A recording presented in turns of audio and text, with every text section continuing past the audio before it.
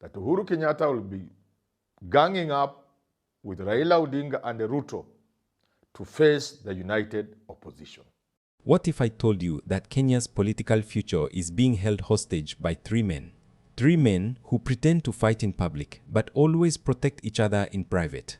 What if Raila, Uhuru, and Ruto are not enemies but secret partners in one of the biggest betrayals in our political history? After the Jubilee event yesterday, people are questioning whether indeed Uhuru Kenyatta is sincere or whether Matiang'i is a project. First, a project of Uhuru, and secondly, a project of Ruto. Party part of the united opposition, or is it going it alone? We are in Azimio. You guys are not in the united opposition. We have no problem with the united opposition. No, not the problem. Are you in united opposition or not? If Uhuru Kenyatta backs Matiang'i and Rigathi Gachagua either runs or supports Kalonzo or Eugene or whoever it is they support, the confusion on the mountain, the division on the mountain will play right into the hands of William Samoei Ruto. Because, truth be told, Ruto's living nightmare is Mount Kenya. Do you identify yourself as part of that team? We are part of the opposition. What's your view on the pledge by the united opposition to field one candidate in 2027? We want to field one candidate, but this candidate must be identified by Kenyans. And gentlemen, there is this conversation that has been going on after the Jubilee Party hosted its NDC convention meeting that is now locking the heads of political class and the ordinary citizens. Having said so, listen to what Aman Manyora had to say. What if I want to tell you that President William Ruto, Raila Odinga, and Uhuru Kenyatta might be enemies in front of Kenyans, but will be friends in dark times? This is a question that have come out. What if the political class are not enemies?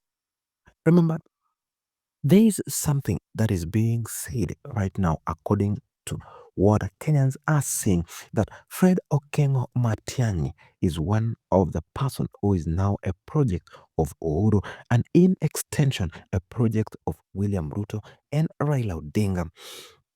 The united opposition have always declared their interest, saying that they have no interest in working with government.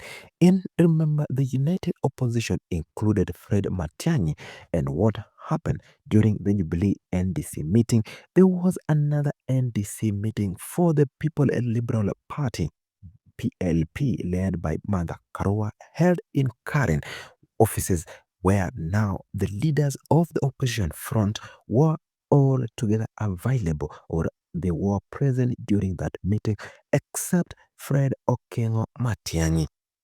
There is one of the biggest things that Kenyans have always witnessed. The political class led by President William Ruto, former Prime Minister Raila Odinga, and former President Uhuru Kenyatta have always betrayed Kenyans when it comes to political leadership. What if I tell you that all these three men are not enemies when it comes to things that matters most to their interest? Speaking on Hot 97 morning show, Jeremiah Kioni reaffirmed that the Jubilee Party will present a presidential candidate come 2027, leaving a gap. What will the united opposition front?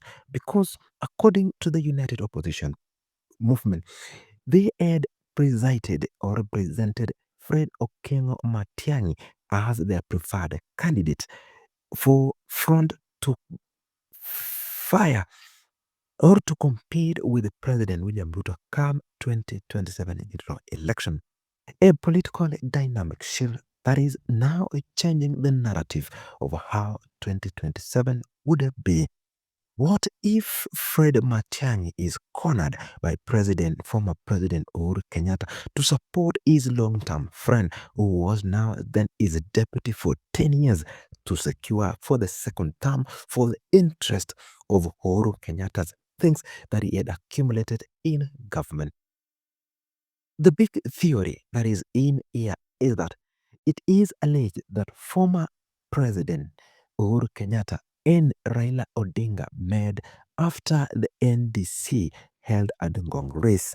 Now, the presence of that meeting was former Cabinet Secretary Fred Okengo Matiang'i and other close allies of the Jubilee Party. The internal meeting that was hosted at the residence of former President Uhuru Kenyatta is said to have changed the narrative of 2027. The president now, William Ruto, the former Prime Minister Raila Odinga, and former President Uhuru Kenyatta are playing with one of the political betrayal, the biggest one in Kenya ahead of the 2027. Saying so is that if you listen to the speeches of Uhuru Kenyatta, you cannot confirm if it was genuine. And if you listen to the ODM leaders acknowledging President Uhuru Kenyatta's remarks, and if you listen back to the attack or the retaliation that the Kenya Kwanza food soldiers have said about the president, is now a game of tactical change to see who is more fit than the other one. Having listened to both the political class and political camps, the conclusion that comes in is that the three leaders have one thing in common: the interest of their personal gains when it comes to government. Remember, at one particular time before Raila Odinga joined hands with President William Ruto after the deathless protest of the Finance Bill 2024 erupted, mostly led by young people, Raila Odinga took the opportunity to have the broad-based government arrangement with President William Ruto.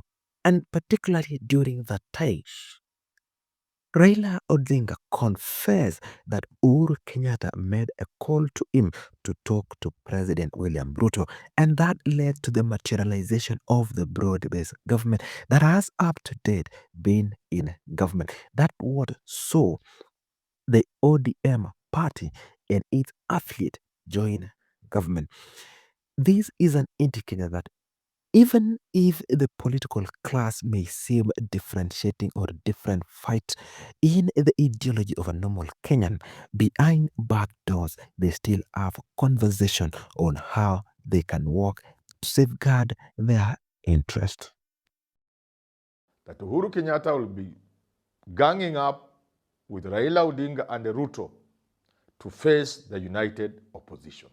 What if I told you that Kenya's political future is being held hostage by three men? Three men who pretend to fight in public but always protect each other in private. What if Raila, Uhuru, and Ruto are not enemies but secret partners in one of the biggest betrayals in our political history? After the Jubilee event yesterday, people are questioning whether indeed Uhuru Kenyatta is sincere or whether Matiang'i is a project. First, a project of Uhuru, and secondly, a project of Ruto